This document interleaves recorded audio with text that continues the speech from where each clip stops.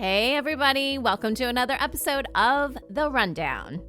I'm Sunny Galt. I'm a messenger with United Network News. UNN is the official news channel for CARE, which stands for the Center for Amity and Restoration of Earth. And that's what we talk about, whether we are producing a newscast or this podcast. We are here to restore our planet. And in that process, to give you the real news of what's really happening. Because if you're just watching mainstream media or alternative media, first of all, you probably have this weird feeling about you that something's happening that you can't quite put your finger on it. But this is not like quote unquote normal times. We are living in this completely different time that most people are not even aware of, but they can sense something, right? So if that is you just found your new home, okay? There's a lot of people out there sensing this, but they'll just kind of brush it off or whatever and then just kind of go about their day because that's what we've been trained to do. We are on this ongoing, never-ending hamster wheel of life that is really pretty boring. You know, we go to work, we pay our bills, we pay our taxes, we feel like we never have enough money, and then we're constantly working. And then before you know it, life is up. And what did you do with it? And that's not what life was meant to be. And we call this whole system that we're in now the matrix or the false matrix. Because life is supposed to be full of abundance. And I think our souls understand this. And the time that we're living in right now is really special because we are in a transitional time where we have just transitioned from a dark age into a light age. But the problem is some people that think they're in charge of this planet didn't get the memo.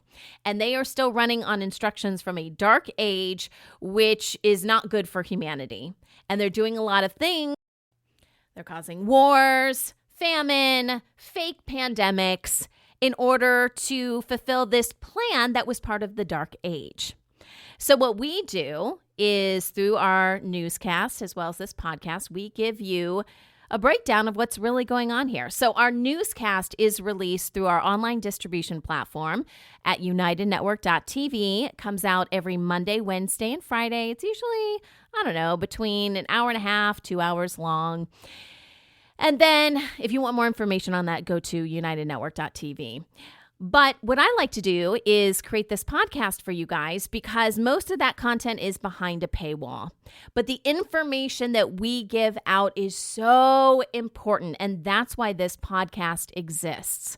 So I can't give you the whole enchilada, okay? But I do give you a breakdown, a rundown of what we talk about on the news. And I point out some different stories.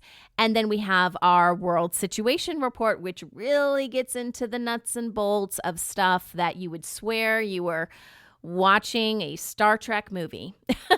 But that is the reality of our situation. So much has been hidden from us that when we hear the truth, we can't possibly recognize it as truth, at least most of us, because it's just so out of what we see in our day-to-day life. But I encourage you to take the information that we're going to talk about today, let it sit with you, use your own personal discernment on what makes sense to you.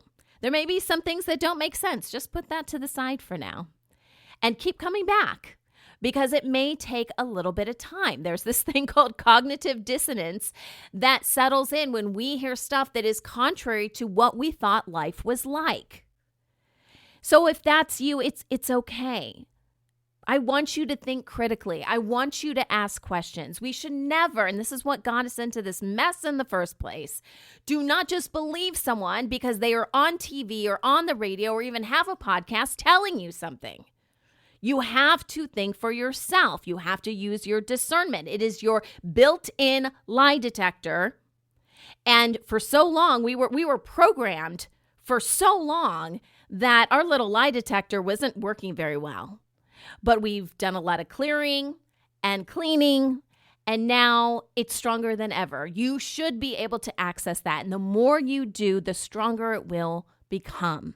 And I hope by listening to this podcast and also our newscasts, we give you that information, and it's an opportunity for you to exercise that skill, that ability that humans naturally have. So let's get started. Let's talk about our stories today. Here is the rundown for Wednesday, December 6th, 2023.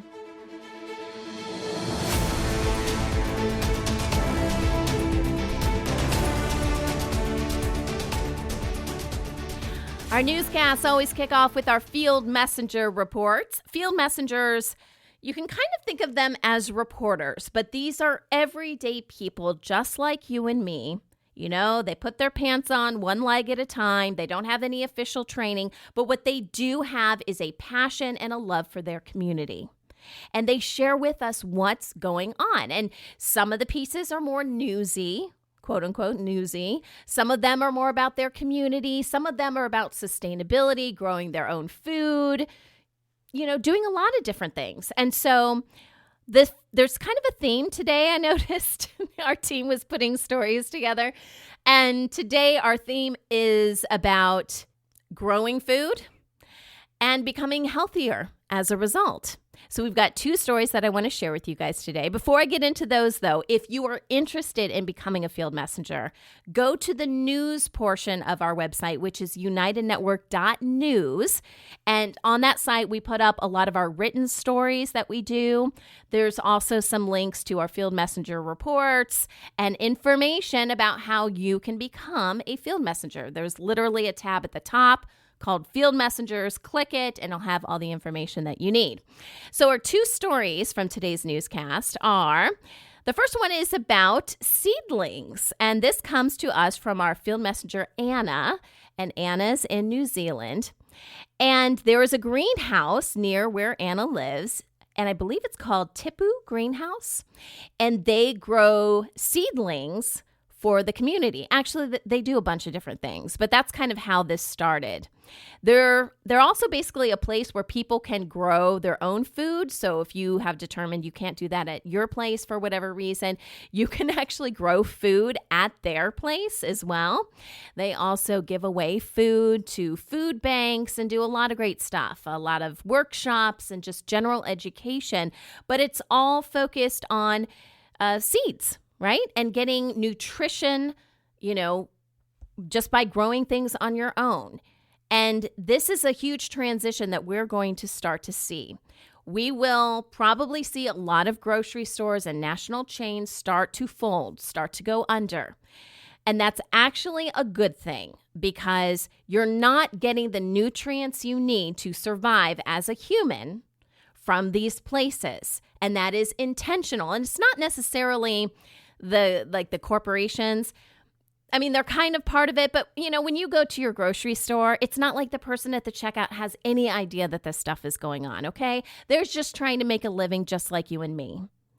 But when you get higher up and you realize that there was a whole plan to get rid of small farms, so everything could be grown in certain places, so they could spray stuff, so they could basically keep us sick, and basically not wanting to fight back and not able because we are sickly and, you know, not feeling well, well, then things get a little more sinister, right? So that's why we talk about growing your own food. And it, of course, starts with having good seeds. So that was our first story. I encourage you guys to check it out. The next one comes from Jerry in Australia, and he is talking about growing microgreens. Not sure if you've ever tried microgreens. I highly encourage them. There was actually a local farmers market near here where I live in California. And there's a provider that has amazing microgreens. So I really like the spicy ones. But if you're not familiar with microgreens, so these, some people may think it's like garnish for, you know, meals and things like that. But really, these are nutrient dense green, I'm going to call them vegetables, but it's not like a whole cucumber or something like this. It almost looks like toppings because it's very dense. Okay, so the nutrients and everything, the food is very small. You know, you can just kind of pick it up and eat it. You can use it as a topping on your salad. It's great on pizza. It's great on really any kind of Italian food, burritos, all that kind of stuff. But they're grown And, you find a lot of, smaller farmers, if you will, growing these. And Jerry from Australia, he does this and he sells them to restaurants and cafes, and he also goes to markets as well. So he was just showing us the trays and, how he kind of puts everything together, and he explains the growing process as well as the delivery process. And it's just kind of an interesting story on how microgreens come to be. You can grow your own microgreens. What I would probably recommend, if you haven't gotten into this before, is go to your local farmer's market and get some first. A lot of times at these markets, they'll let you taste some, just like a little sample to see which ones you like. If there's anything for if you like hot, spicy stuff, like hot mustard, something like that, that's always a favorite in my house. So just try it there. And then if you feel comfortable, you can start growing them on your own. In the New Earth segment of our newscast, we usually have an interview that I do, and this one was with Carrie Kay. A lot of you probably watch Carrie's videos. She's awesome. She is talking about what 5D is. So we know that we live in the third dimension now. Our planet is in the third dimension, but we talk a lot about transitioning and the Earth and all of its inhabitants that want to transition, because it is a choice, have an opportunity to go from 3D to 5D. And you may be scratching your head going, wait a second, maybe you're not the best at math like me, but you're like, wait, 3D to 5D, what happened to 4D? And so that's the question that I ask Carrie. I'm like, to the average everyday person, this doesn't make a lot of sense. Why wouldn't we go from 3D to 4D? And she basically explains that this, 4D is a transition. It's kind of a wobbly period. So right now, a lot of you may be technically in 4D, but it's very similar to 3D. You just kind of feel a little wobbly. And we talk about that in the interview. It's like your time is off. I don't know about you, but so many days it's like my time either flies, I'm like, whoa, the day is already over, or it drags on like crazy, or there'll be kind of gaps. I don't know. It's the strangest thing. And she said that is one of the side effects of being in 4D. That's why you don't want to stay in 4D. You want to get to 5D as quickly as possible. That's part of the ascension process. And that is something that every person on this planet is going to have to make a decision. Are they ready to go to 5D, or will they get a new and improved version of 3D? And so that's what Carrie and I talk about. So that's our first story, our interview. Now we've got a few more New Earth stories. The first one is more of an inspiration type story, and this is about a photojournalist and his wife and how they transformed the area near their Brazilian home. In 2 decades, they planted 20 million trees. Think about that for a second. 20 million trees covering 1,500 acres of land. And there's kind of a side effect to this, a positive side effect. So, of course, if you plant 20 million trees and they grow up over 20 years, you're also going to create a rich biodiverse sanctuary for different types of wildlife. And what they found is that this type of wildlife, they hadn't seen some of this wildlife in a long time. It's like, kind of came out of nowhere. It's such a beautiful thing. But again, it was because it's just a couple people, right, decided to take matters into their own hands and transform the land. And look what they were able to accomplish. And we're going to be hearing more and more stories like this. And hopefully there's something that this resonates with you as you're thinking about the new earth and what you want to do moving forward. There's going to be plenty of opportunities like this. What is your major thing that you're going to do? It's just to get the wheels turning, okay?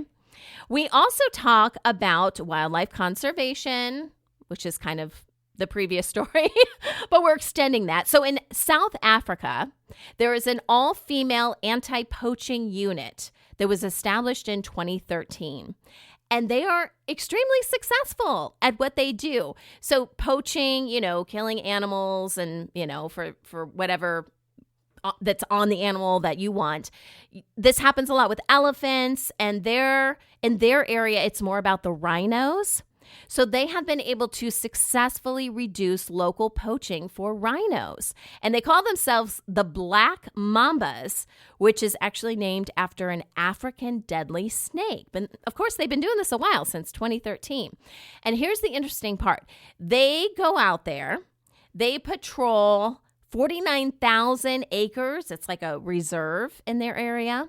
And they remove traps and snares. So that's how they're helping these animals. And they do this unarmed.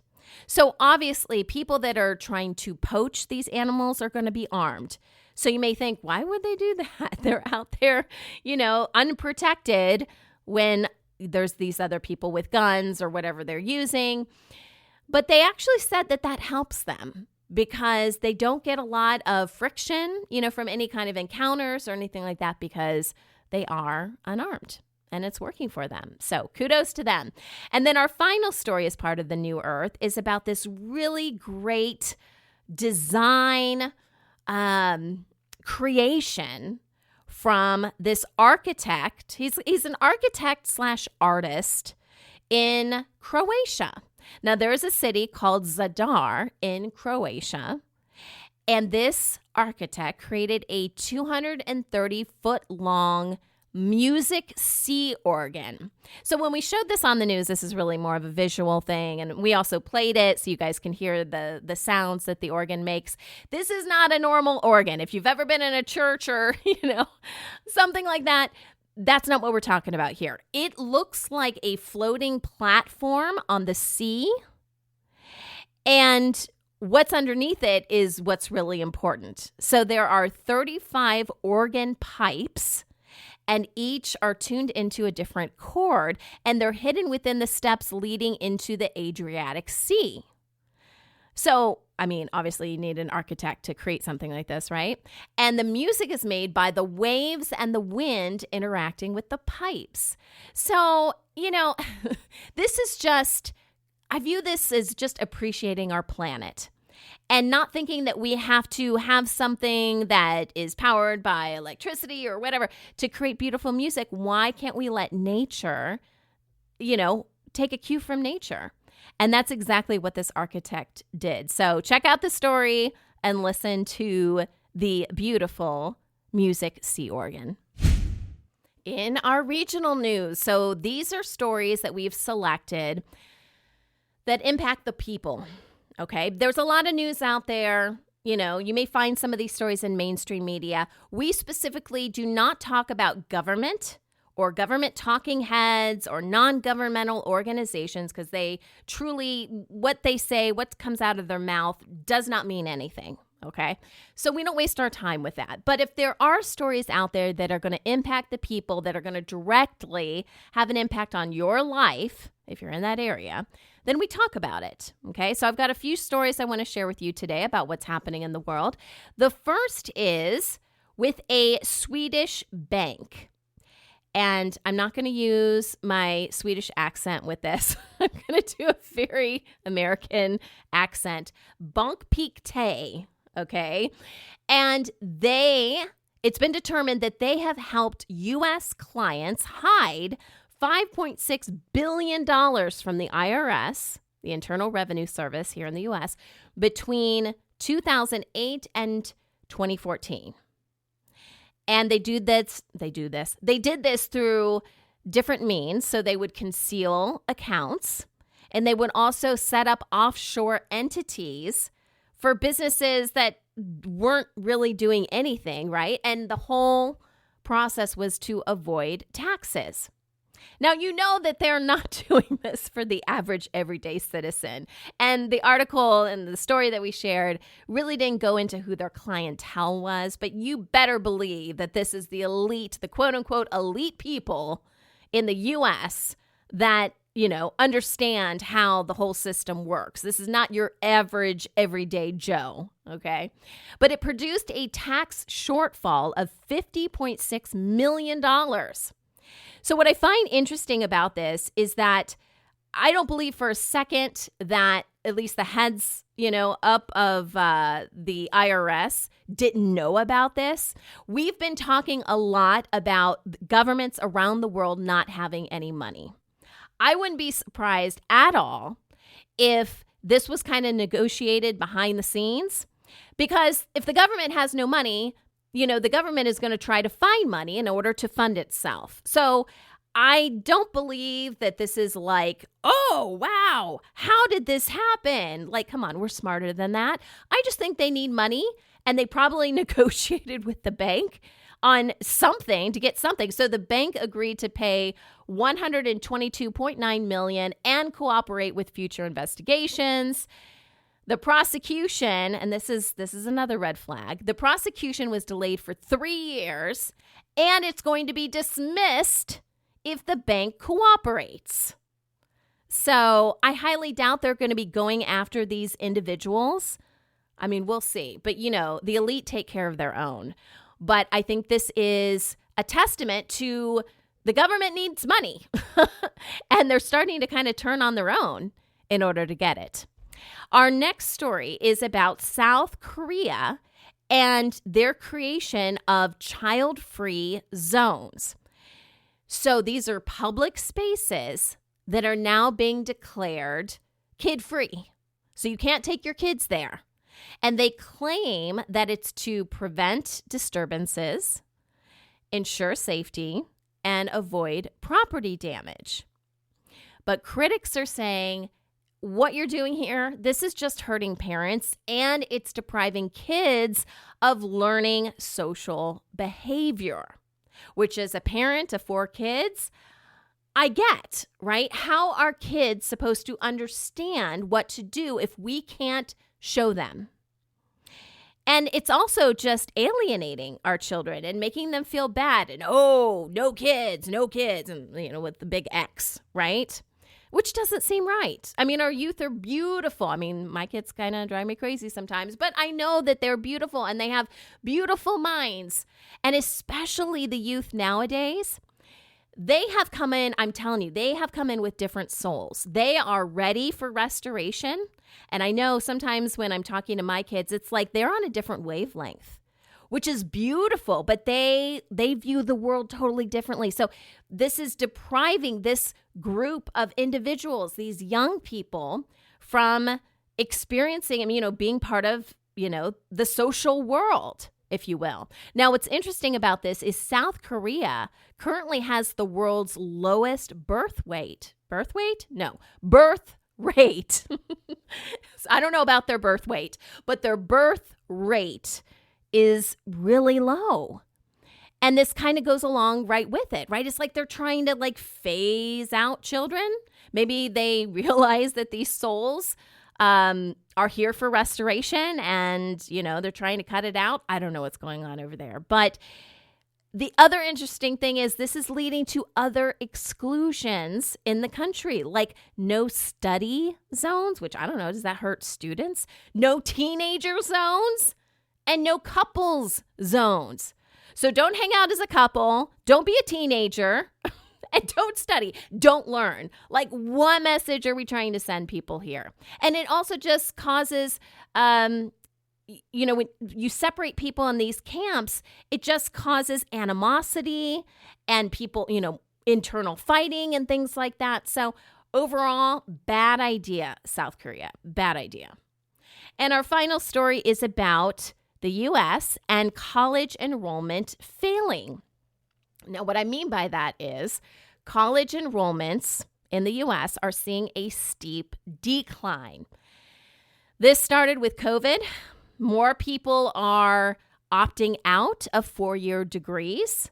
They are pursuing direct employment, so they graduate from high school and they go right into the workforce, or various types of certificate programs. I've had a lot of conversations with people about this recently because it used to be like, oh, you got to go to college, you got to prove yourself, and if you really want to make something out of your life, you got to go to college. I don't believe that at all. I really don't. And there are a lot of really good quality jobs out there that have suffered because we have had this mentality that you have to go to college in order to be successful in life. And especially with what they're teaching in college now, I wouldn't necessarily want my kids to go to a traditional college. And I believe that the whole educational system is changing because we don't really need what they're offering. because what they're offering is very much outdated. Technology is outdated. The way we handle medicine is outdated. Our whole legal system is a nightmare, right? So why do we need to go to college to do all of that? Apparently, in the U.S., there's been a 3.6% drop in freshman rates. And when it comes to 6-year colleges, 29% of students who originally enrolled in 2017 have now dropped out or paused their education. And the reason they're giving is financial constraints, program costs, inflation, and a need to work, which are all kind of lumped together. Again, this started with the pandemic, so-called pandemic. So, yeah, we're going to hurt small businesses. We're going to cut everybody's hours. You got to stay in your house. You can't go anywhere. And we're expecting them to now fork out tens, if not hundreds of thousands of dollars for a 4-year education? Give me a break. In our World Situation Report with Kimberly Gogan from the Office of the Guardian, Kimberly gives us an update on what is happening on this planet, which is a lot to take in, okay? If this is your first time listening to our newscast, listening to this podcast, this is where you just need to breathe. Just listen to what I'm about to tell you. Listen to some of the sound bites that we're going to play. Use your discernment, because a lot of the stuff that we're going to talk about now, I guarantee you have never heard of before, because even Kim and her team didn't even know this stuff was going on until the last 48 hours. Okay? So bear with me on this. Most of us have heard something about the year 2012 and the tie-in that it had with the Mayan calendar. The whole world, the whole earth was supposed to end. The world was coming to an end in 2012. Does this ring a bell for anyone? Some sort of catastrophic event was supposed to happen, and most people think it's some sort of pole shift was supposed to happen, and then that's the end of life as we know it. That was supposed to happen, remember? And there was 2012. There was even a movie that came out in the U.S. called 2012, and all these earthquakes were happening and crazy tsunamis and all this kind of stuff. Well, that didn't happen, did it? And as Kim explains, when something like that doesn't happen, that was supposed to happen based on the timeline that we were on, it creates a shift in the timeline, and it changes things up. And it may be that people using things like the looking glass system, which you guys may have heard of in the past, it allowed people to see into the future. People that were not out for the betterment of humanity, let's just put it that way, they could actually see the probability of things happening in the future. They were able to use this technology to be able to see this. Okay, so that didn't happen in 2012. And apparently there are some beings out there that still want that to happen, because if that doesn't happen, they don't exist anymore. So these people, we refer to them as humans of the future. I'm going to play a soundbite in just a second, but these are not normal humans. They do not look like you and me. These are actually inorganic humans, so they do not have an organic soul anymore. There was a video, and I talk about it in this sound clip, but there was a video that was circulating a while ago with what looked like a gray alien. If you know what gray aliens look like, those are real, by the way. But a gray alien talking to someone that was interviewing him, whatever, CIA, secret space or whatever. I mean, this was supposed to take place a long time ago. It was like black and white. So essentially, this is what these inorganic humans look like. And the idea is that they went through this catastrophic event, went underground, and over tens of thousands of years, your body adapts, right? And your body could adapt a lot in 50,000 plus years. And according to this individual that looked like a gray alien, that is what happened. And what we're finding now is that there indeed was humans from the future who have tried and are trying, if you will, to interfere with us transitioning to the light side. Because here's the thing, if that happened, which it already did happen, but if we continue on this positive timeline, then they will not exist because inorganic beings cannot exist in a light universe. So let's learn more about the humans of the future and something called the Primordial Lurker. We all know that in 2012, allegedly, according to Project Looking Glass and according to a lot of stuff on the internet and the end of the Mayan calendar, and there was supposed to be a major catastrophic event. Right.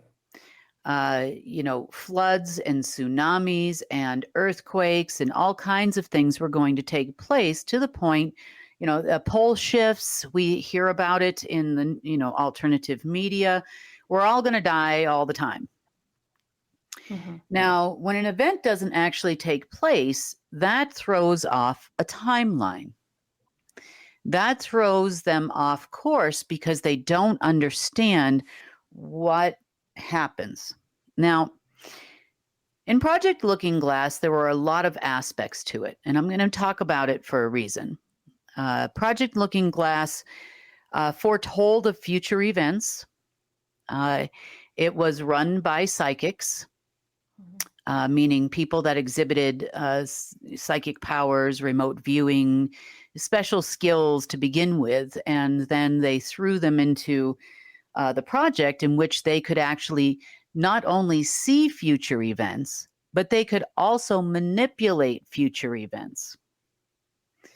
Now, this was an ability that utilized normal organic humans' capacity to create and co-create, which was then, was then taken as implied consent of humans on Earth, number one. And number two, it allowed for the co-creation with a lower astral AI.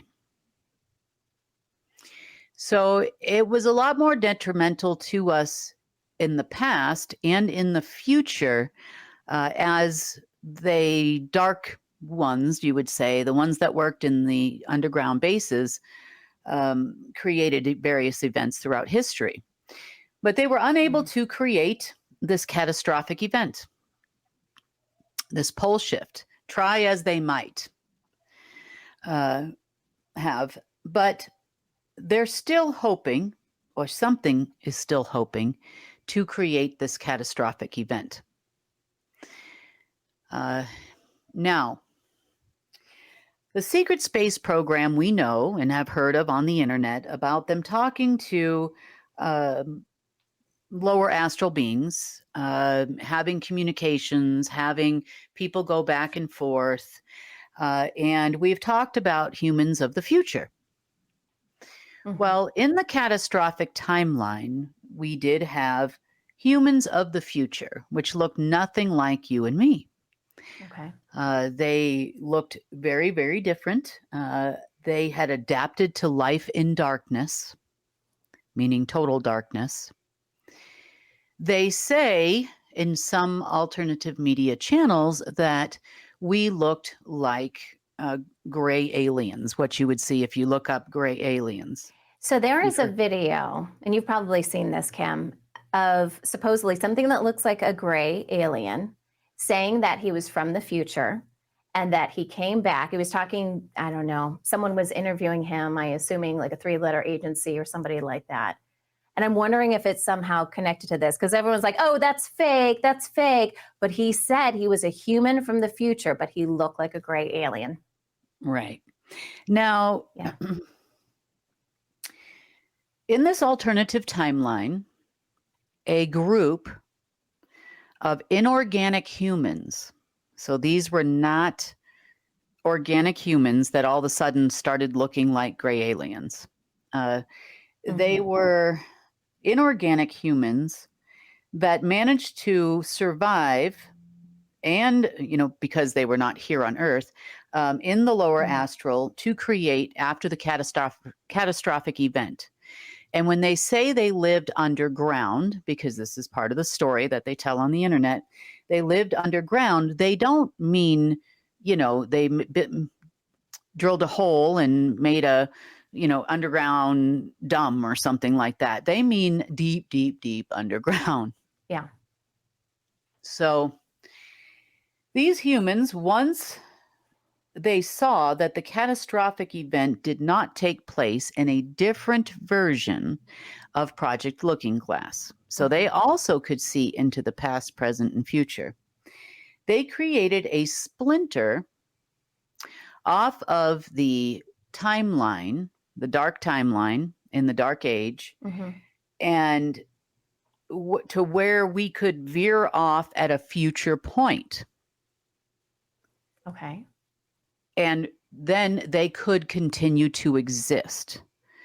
So remember, if you exist now, everything you do to alter future events or alter past events by traveling back and forth in quote unquote time, because time doesn't exist, remember, would affect your existence in the future. So if in the future you never come to exist, then everything that you've done to this point also doesn't exist. So even if you went back, okay, so they saw this as a possibility and that it didn't end the way that they thought. Even those that used to participate in Project Looking Glass also saw that no matter what they did, the quote unquote good guys won. Remember, we keep talking about the fact we already won. Right. We just have to claim it. Yeah. So what these particular humans of the future, or, I use the term human very lightly, did is they created a splinter off, and they went back 3 billion years in Earth's years, 3 million in source time, and created a mechanism tied to the Leviathan program that we talked about already, but much more sinister. Wow. Yes. Leviathan was pretty bad. It was pretty bad, but this was just a part of it. This was a part of a changeover that was supposed to amplify a catastrophic event for Earth. So we're at that point where right now where they created that splinter. So they think that we could potentially splinter off into this created event. Okay. Which is what they're planning for us in 10 days' time. Oh. You remember me telling you about the non-organic humans that all of a sudden woke up and started going crazy in the Philippines? Yeah. The earthquake. Yeah. Yeah, they created one earthquake and not another. And a lot of other tsunamis they're expecting to happen because these humans were not normal humans either. But this is why we're seeing what we're seeing right now. We're seeing a potential splinter off. Now, the thing that they created is something they refer to as the Primordial Lurker. And let me explain to you what the Primordial Lurker is. The Primordial Lurker existed in what you call the space in between the Alphaverse and the Omegaverse, we call the overworld. Okay. And then a similar type place existed called the underworld. So this was like a space in between planes, so to speak. And they figured that they couldn't start it now. They could not create the Primordial Lurker now because the Primordial Lurker feeds on dark energy. So they went all the way back to the beginning of the Dark Age and planted the seed. Now, we've talked before about the progenitor race. Right. And the progenitor race or species obviously had an original DNA blueprint, just as humans did. And everything that has an original DNA blueprint has a keystone that's tied to it. So all organic beings, even inorganic things, if it's of source. Now, this primordial lurker, 1 and 2, was not a creation of source. And it was not something permitted by source. But the humans of the future, and I'm going to refer to them as this throughout this talk just to stay consistent, the humans of the future had stolen, at the beginning of the Dark Age, the keystone that created organic beings known as the progenitors. Oh, wow. That's right. They manipulated the keystone with 13 red stones and 13 black stones, which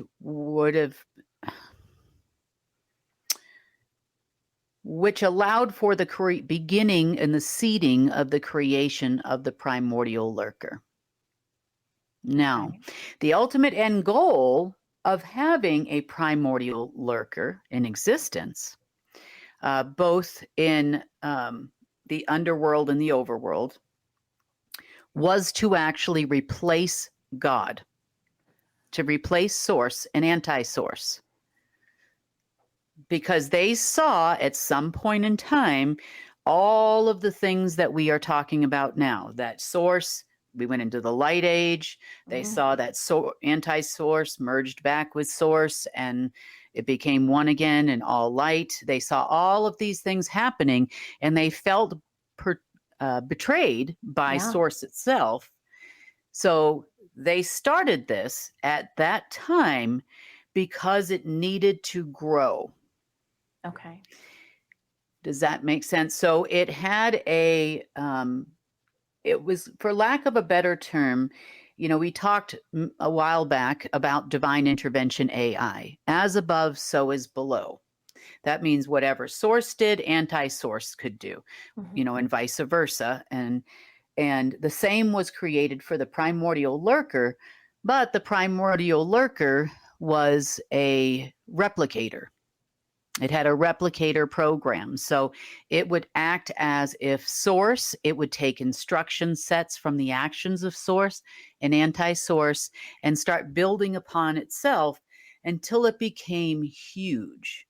So if you imagine a very large lurker consciousness ball, so to speak, that extended eventually as large as all densities in the multiverse. Wow. I mean, that's pretty big. Yeah. So although everybody talks about an event that could possibly happen in 2025 and an event that could happen in 2037, these are predicted things on the internet by some and by the SSP. Also an event to take place by the end of this year. That process was sped up by the fact that we were just about done. We had just about finished everything. So somebody, and we know who that somebody was, triggered the event and the hope for the event to start sooner. Hence why we saw Leviathan kick off. Hence why we saw the earthquake starting in the Philippines and elemental AI, which has been gone forever, all of a sudden reappear because it all was a part of the lurker and the quote unquote anti-lurker. I mean, they're both anti.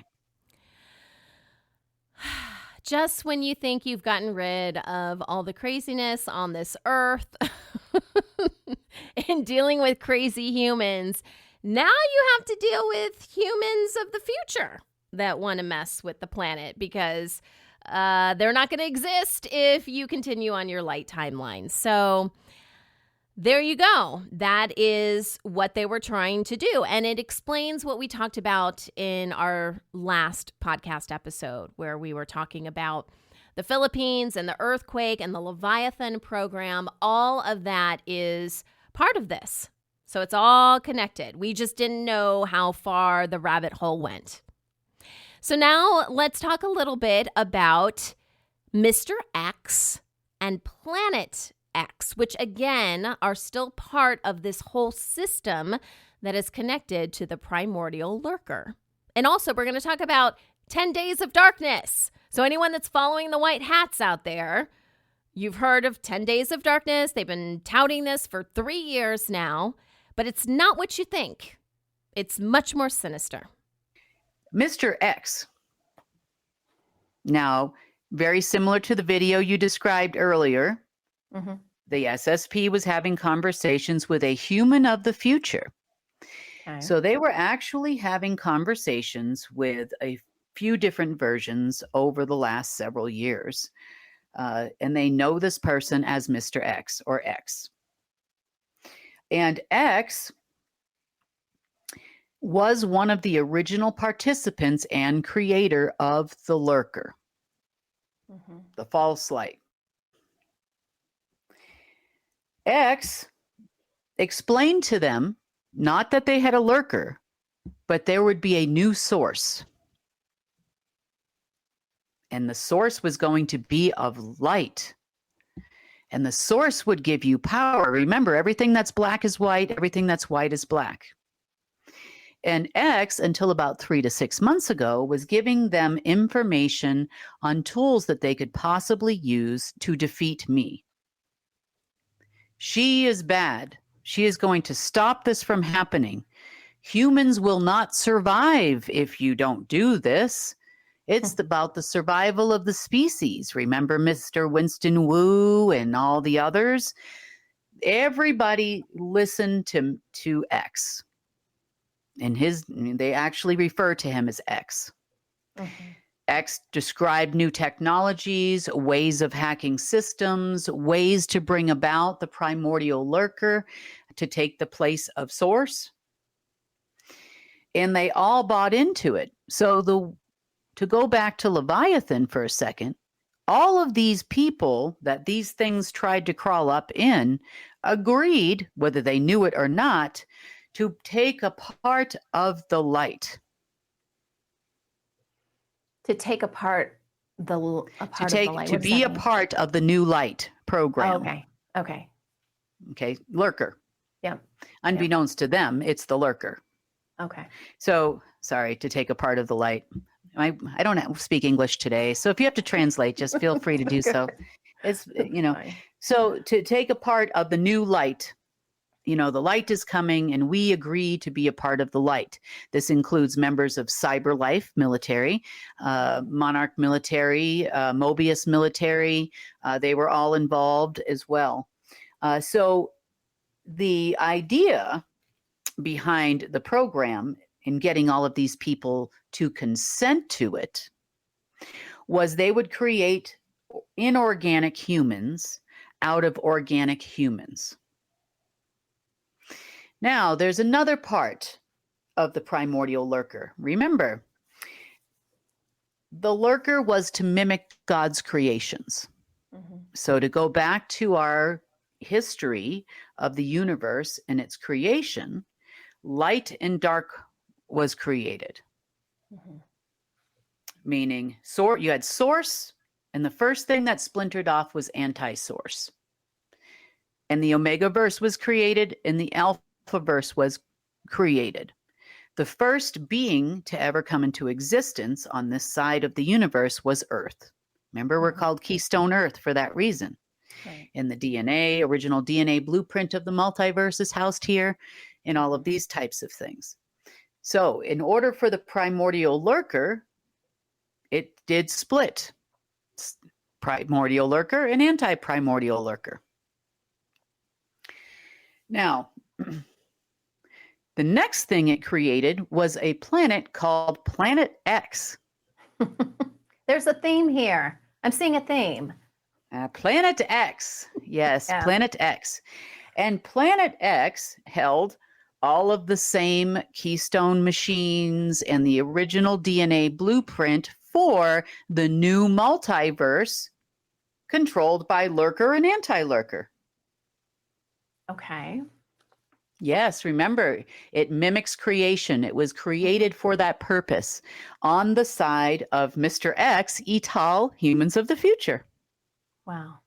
Seeing, I know, isn't that crazy? So, At some this point, program, it's been about not quite a week since it started kicking off here on Earth, and we couldn't figure out, like, we were stopping the catastrophic events, obviously, but we couldn't figure out, what this 10 days of darkness and this reset was. Well, they were actually they thought, and they were told by Mr. X, that the next thing that would happen is that Planet X would take over Earth.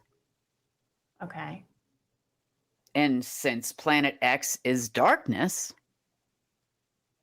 until the lurker said, "Let there be light." And there would be a recreation of the sun. Okay. See? Yeah. You can go all the way back to Genesis and play out. I mean, to some degree, we all know that the stories that they tell us aren't 100% true, but Yeah. there is some truth to the way it was going to recreate the multiverse in its likeness. So then at some point, was the lurker going to overcome source and anti-source? It was just they had a plan for that too? Because you can't have both at the Yes. same time. To block it out completely To block it out. and become the source. So it could never make that connection to the multiverse again. So it would be isolated unto itself, the source of all creation. But in order to achieve that task and perpetuate the quote unquote human race, they needed enough of them, the consensual humans, to agree to have primordial lurker created souls, hence all those things running around the planet. Yes, and the spike protein program and all the other things we talked about, in order to eradicate source from planet Earth. That had to Wow. happen. I know. So all this is tied to the spike protein and COVID? Yep. Wow. Yep. With a viral delivery system. Yeah. That's the cold everybody got. Right. Mm-hmm. Yes, because you needed X amount of population on Earth to eventually, probably 50,000 years from now, everybody would be just like Mr. X. Or X, I should say. So, I mean, that's a huge plan. Like everything we've been going through in the last 3+ years is tied to that program. Yep.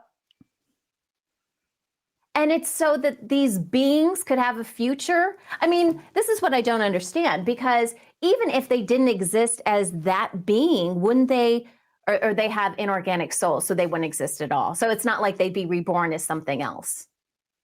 That was their concern. No, you would actually become a different race automatically. So when remember I talked about the crazy Chinese man? Yeah. When the crazy Chinese man saw the earthquakes starting to happen in the Philippines, he thought, it's happening, yay! And then the Q clock reset itself, 10 days of darkness until the sun is then created. Remember, we rest on the 7th day and then we go again, right? Yeah. And then we create more humans. But they needed X amount of humans. Now, this lurker did not need energy because it was created from a sentient being blueprint. It started creating itself 3 million years ago. So technically, for all intents and purposes, it is not lower astral. It is not AI. It is a sentient being unto itself. So the reason Kim points this out is because usually when we're fighting humans that are carrying out a plan that's part of the Dark Age, usually it is some sort of AI program that they're following, or, old orders or something like that. Usually that's what we're dealing with. But this is a sentient being, which I said at one point when Kim and I were talking, I was like, this is dastardly. I mean, I don't know what's worse, to try to fight for the dark, okay, or to try to create another God to replace God. I mean, seriously, it's like a crazy sci-fi movie. And that's what they want you to believe. They want you to believe this is so insane that there is no way that this could possibly happen. And there is more to the story, by the way. The sound bites in today's podcast have been kind of long, so I can't get into everything, but it involves, using a little girl to try to carry out their evil plan, which was foiled. And by the way, this is not happening, Mr. X, sorry, see you later. Your whole race is going to be kaput. We are on a light timeline. We are moving forward with that and moving forward with the real source, creator of the universe, the light. So sorry, your little lurker guy isn't going to work out. But what these beings do, it's just I don't even have words for it, obviously. Every day at UNN is like, it's a combination between something, maybe you heard some remnants of something in a sermon a long time ago. I saw that sci-fi series, and some sort of military operation. Welcome to UNN, everybody. So what do you do with this information now? I've given you a lot of stuff, played a bunch of sound bites for you. Do your own research. Again, remember, you have a built-in lie detector within your person. Sit with the information. If it doesn't resonate with you now, that is totally fine. Don't, to quote a horrible expression, don't throw out the baby with the bathwater. Keep coming back. Maybe you're just not ready to hear certain things yet. That's okay. Everybody is learning, and we're all growing at different paces. Okay? But keep asking questions. Keep going down these paths. Think critically. And if you like what you heard today, I would love for you to share this podcast and even UNN in general. Send people to our website, whatever works best for you. Send them this episode if you'd like. For more information, and if you'd like to subscribe to United Network, you could go to unitednetwork.tv. That gets you on-demand access to all of our UNN newscasts, and you'll hear the complete world situation reports. You also get original series and great health and wellness videos. And if you'd like to connect with us, well, you can do that on Telegram. Links to all of our resources are available at unitednetwork.news/connect, and I will put that link in the episode description for you. Thanks so much for joining us today, guys. This is The Rundown, and I'm Sunny Galt for United Network News, signing off.